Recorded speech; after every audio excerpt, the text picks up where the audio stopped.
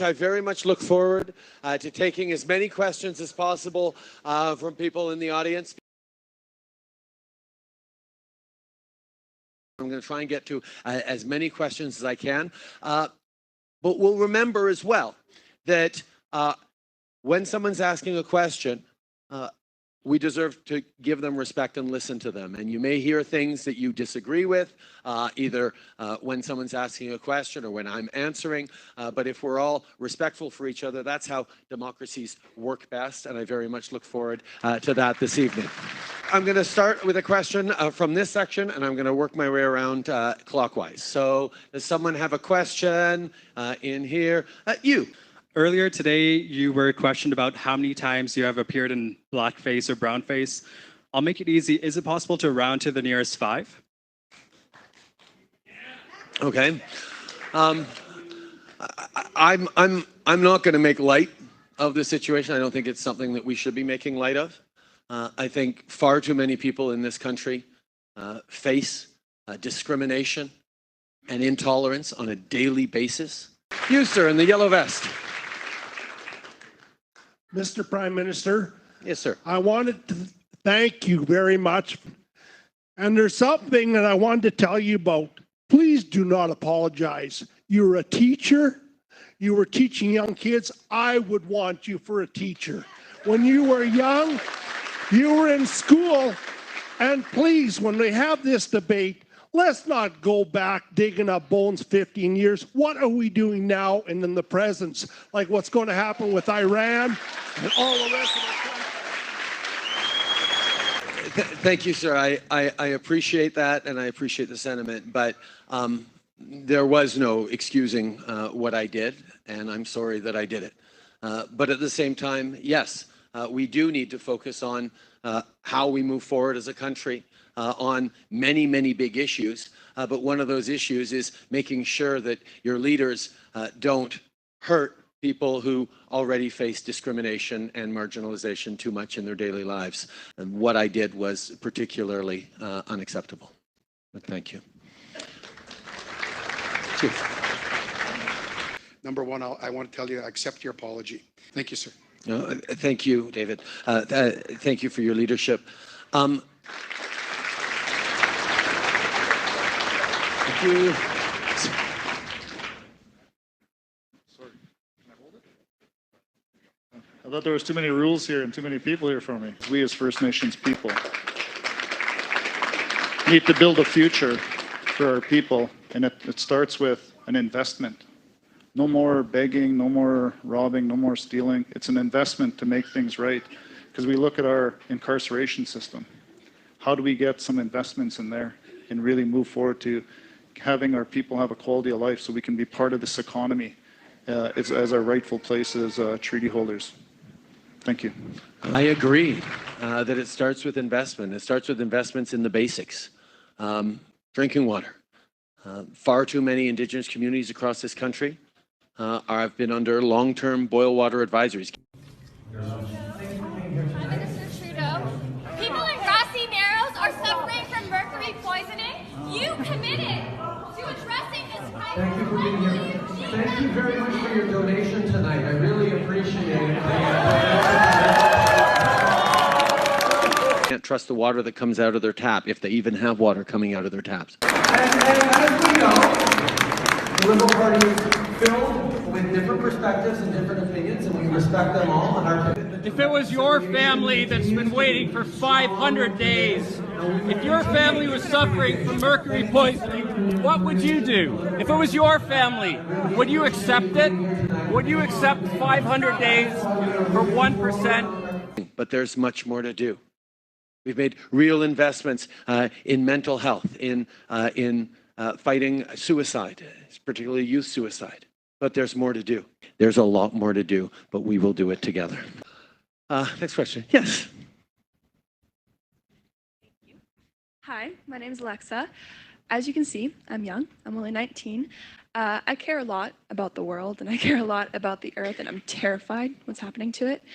My question is, what can we as a youth do to work with you in the upcoming years to fix that, to not just be one of the best in fixing the global problem, but the leaders, the biggest, the strongest, and the change.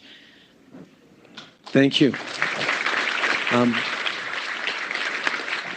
One of the best things about my job is I gave myself not just the responsibility to be Prime Minister, but I gave myself the responsibility to be Minister of Youth over these past 4 years, as well as Prime Minister.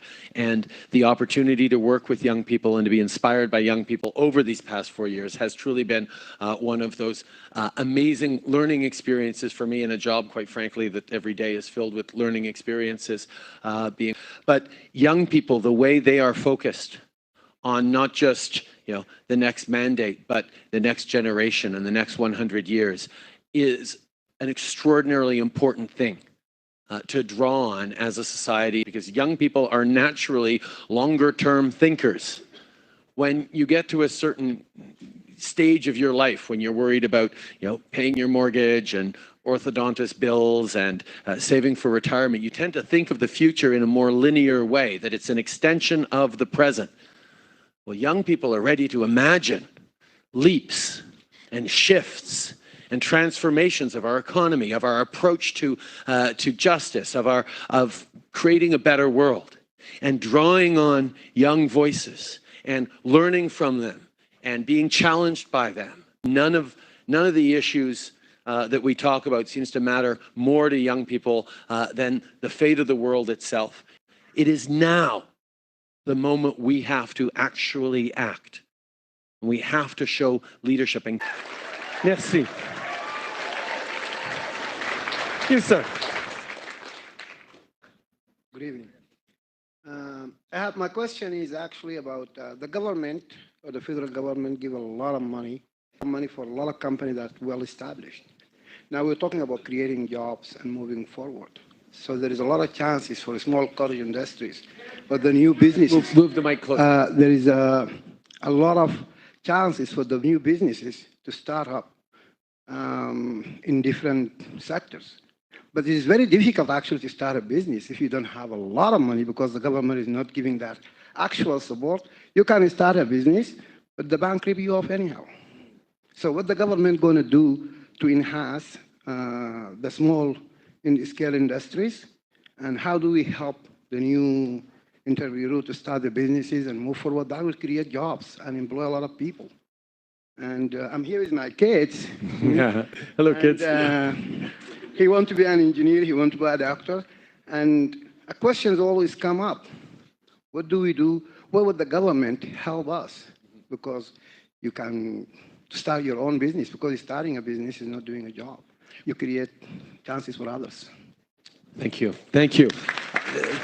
Thank you for highlighting that small businesses are at the center of our economic success as a country. That's why part of our plan for helping small businesses is empowering you to get the support and training to pierce into those international markets so that you are as successful as you possibly can be, and your kids will be as well.